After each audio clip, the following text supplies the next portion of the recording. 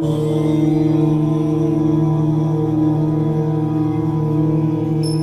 नमस्कार दोस्तों, स्वागत करता हूं आपका मैं इस नई वीडियो में। दोस्तों, आज की कहानी में हम जानेंगे कि क्यों करना पड़ा देवताओं को और असुरों को मिलकर समुद्र मंथन।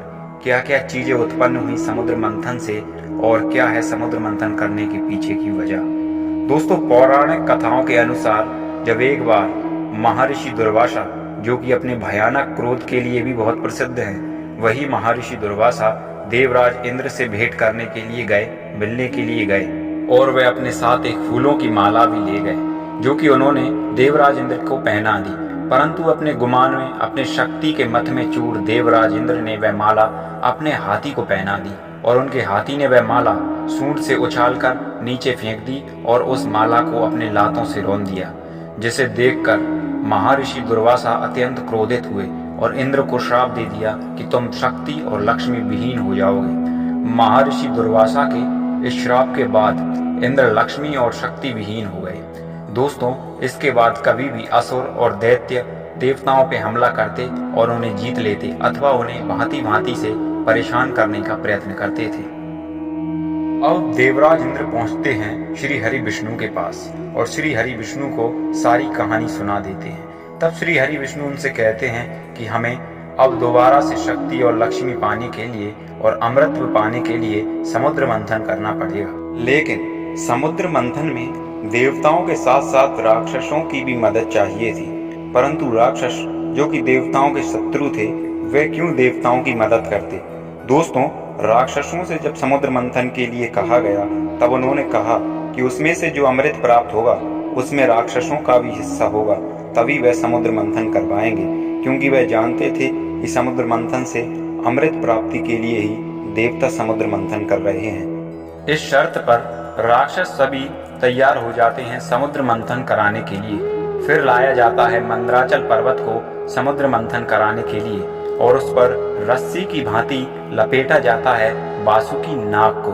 परंतु जब भी समुद्र मंथन किया जाता तो मंदराचल पर्वत नीचे पानी में धंस जाता, जिसके कारण समुद्र मंथन करने में दिक्कत आ रही थी। तब श्री हरि विष्णु अपना कश्यप यानी कि कछुए का अवतार बनाकर उस पर्वत के नीचे बैठ जाते हैं, जिससे समुद्र मंथन करने में आसानी हो।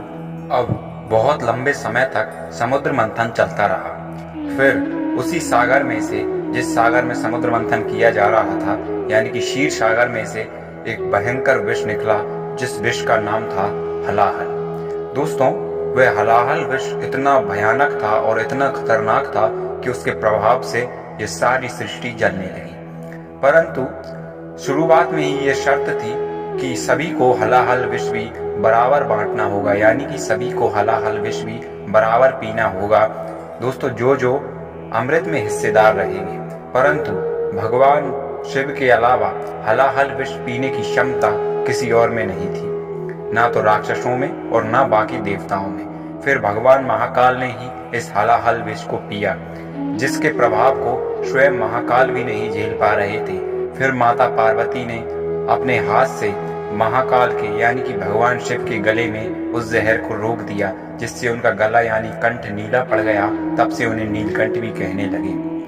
इसी समुद्र मंथन से 14 और रत्नों की प्राप्ति भी हुई है, जिसमें से बहुमूल्य कौस्तुभ मणि है और ऐरावत जैसा विशालकाय और शक्तिशाली हाथी है। इसी समुद्र मंथन से देवी लक्ष्मी की प्राप्ति हुई थी और सभी इच्छाओं को पूरी करने वाला पारिजात का वृक्ष प्राप्त हुआ था। इसी समुद्र मंथन से वारुणी देवी, जो कि मदरा की देवी कही जाती है, वह प्राप्त हुई थी। इसी समुद्र मंथन से अप्सरा रंभा भी प्राप्त हुई थी।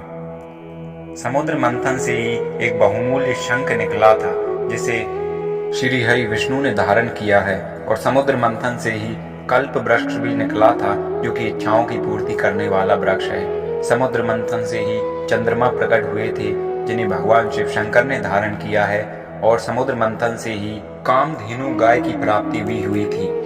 और समुद्र मंथन से ही हमें प्राप्त हुए थे भगवान धनतरी। भगवान धनतरी ही अपने हाथ में अमृत का कलश लेकर बाहर आए थे।